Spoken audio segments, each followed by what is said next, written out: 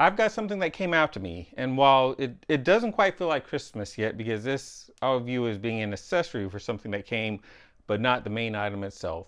Nevertheless, let's take a look at it. And once you see what this device is, you'll probably be able to guess what the main thing is that I ordered, or at least the nature of it. So this is a generator transfer switch. And I see that I have a little message that's written on the inside. Let's pan the camera up so that you can see it. From our family to your home, we genuinely appreciate your decision to choose Reliance controls. Thank you. So this is a generator transfer switch, and this is everything that came in the box. Now they have the protective cardboard over there covering the face of the device.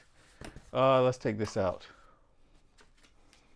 Looks like there's some information here that they want me to read first. I'll go ahead and give that some attention in just a moment here, but still within this video. This is a generator transfer switch itself. They have the breakers on it covered, and there's variations of these. So if you look online for these, you'll see wide variation in price, and at first it will make no sense to you. What I will point out is that there are some of these that come with the amp meters that are on top. Some of them do not have the amp meters there, so that's one of the things that's going to cause there to be a difference in price. This panel down here covers where an area where I could put the generator connector. Some SKUs come with this, some do not. And some will come with this, but they'll also come with a box to put it in case you didn't want it mounted within here, but you wanted it mounted somewhere else. So those are the variations that you see that are going to end up affecting the price that you see. Now, all of the ones that I saw did seem to come with the, and what is that you call this, flexible conduit. So this is 1-inch flexible conduit, which is what you would use for the 50 amp version. There's a 30 amp version of one of these, and I believe it uses conduit of a different size. I can't remember the conduit that you use for 30 amps. I'm not going to try and say it here because I might be wrong, but look it up. Okay, and so we have also another connector here. So this is useful. Let's see what we have. Okay, they gave us both a straight connector and an angle connector. These are all the cables that I'm going to be connecting to the to my circuit box. So we can see there's a white cable for neutral. There's the green cable for ground. Where those two connect is self-explanatory. Now for each one of these, on the side of the cable itself, if you look, you will find some letters that are written on there. Like I can see the letter J clearly right here. I can see the letter D. I'll give you a close-up of this just so that you can see the letters. But the letters that are on here correlate to the positions of the jumper that are up here. Now for the 50 amp version that I got, they gave us two 240 volt jumpers that are in here. So we can see that my AB jumper is 240 volts, my CD jumper is 240 volts. But then everything else from there is 120 volts, and it is either connected to power rail A or B. Power rail A, or the first power rail, is going to be connected to A, C, E, G, and I, while the second power rail is connected to B, D, F, H, and J. And if you're familiar with how jumpers are normally wired, that's pretty typical. So that's everything that came in the box. Let's see what is in this envelope that they want me to look at. Take particular care to attach the transfer switch red wires to the load center circuit breakers and the corresponding transfer switch black wires to the appropriate load circuits, according to the enclosed instructions. Please read the enclosed installation instructions very carefully. This transfer switch must be installed only by a qualified electrician with a thorough knowledge of all applicable electrical. And looking at the contents of the envelope, what we find is the manual that is both for the 30 amp and the 50 amp version, which makes sense because they're pretty much the same except for the number of breakers that they have. This 50 amp version has 10 breakers, whereas I think the 30 amp version has 6. So they give us a chart that gives us like typical wattage that's used by something. We've got some warnings on another page,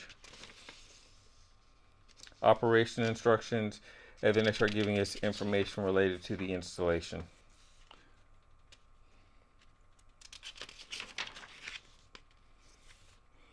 And then I show a scenario where you have the generator running outside, the socket on the outside, running to the Reliance control and then running to the circuit panel itself.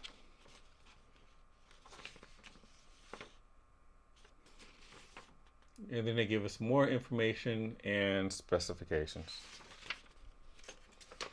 So that's what was inside of the envelope. One other thing I'm going to point out is while they gave me two 240 volt circuits, which is the AB breaker and a CD breaker, I don't know that there's anything that's 240 volts that I want to power with this. I've got to make a decision on that. And if I decide not to, you can actually take these breakers out just like you would from a regular breaker box. So let's see, the first one is 30 amps. I could take that out and I could say get two 15 amp breakers and put those into place. The second one is 20 amp. There's some other things I could do as far as swapping these out. I won't go through all of them right now, but I've got some decisions to make on my panel before I decide which breakers I'm going to have in here and how they're going to be wired in.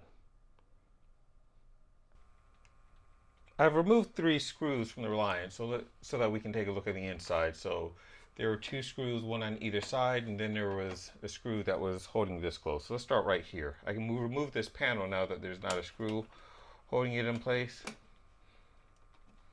Let's see if I twist it. Okay, it's much easier if I twist it while pulling.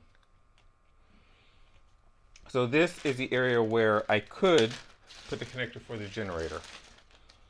I'll go ahead and set this in place just so that you can see how it would go. So let's see, I think I would prefer to have the 4th rail on the top. Can I do that? No, it doesn't line on the top.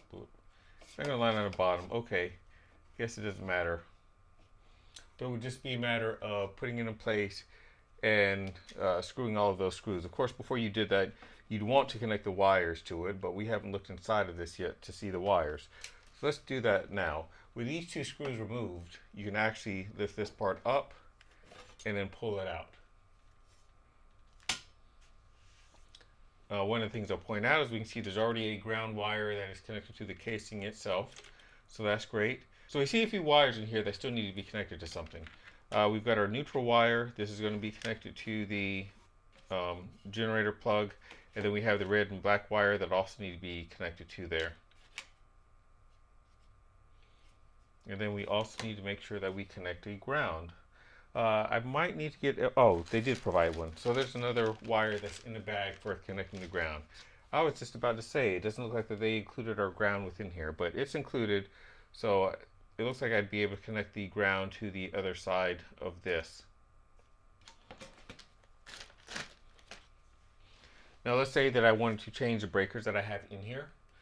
Of course, you wouldn't want to do it if there's any power flowing through this, but once there's no power flowing through it at all, a lot of these breakers will come out if you tilt them forward, and there we go. So I've just connected the 30 amp 240 volt breaker. Now still connected to the wires. I'm going to leave it connected to the wires. But let's say that I wanted to put these 50 amps into place. Look in the back, you can see there's an area that's going to hook into a lip that's here. And then on the front, there are metal connectors that are going to pinch the copper railing that we have back here. So it's just a matter of lining it up with the blade, moving it forward, and snapping it in place. So that's one of the 15 amps. Here's another one. And so now they're both in place.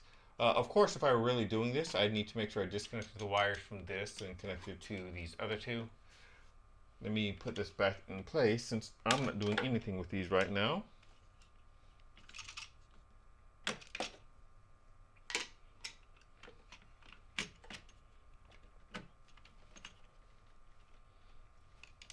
One thing that does stand out to me, and I wonder why they did this, on the first breaker, we have red and black wires going to it. For all the other breakers, it's blue and orange. I wonder what that's about. No telling. I almost forgot to mention, the entire reason that I got the transfer switch is because I also ordered a Jackery. Now, FedEx has since sent me an accessory cover I had that I wanted, some adapters for the solar connection, but for whatever reason they haven't delivered the Jackery battery itself. All 3 of the packages were in FedEx on the same day, but for whatever reason, they're holding on to the solar generator battery, and I'm hoping it makes it. I actually ordered something similar to this back in 2022, I think it was, and that one went through UPS, where it just hung out at a delivery center before it disappeared and it never got delivered. So, fingers crossed that this unit actually makes it to me.